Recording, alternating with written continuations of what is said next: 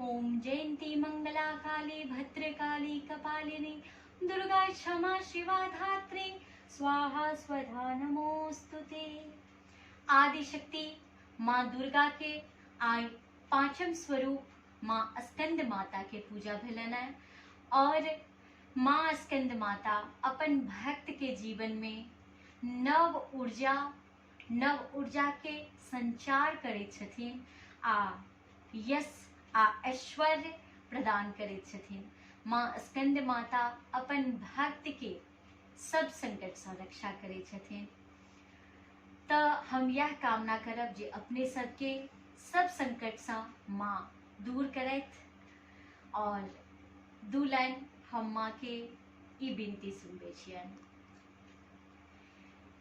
मैगे परलो पुत्र विपत्ति में तू चुप की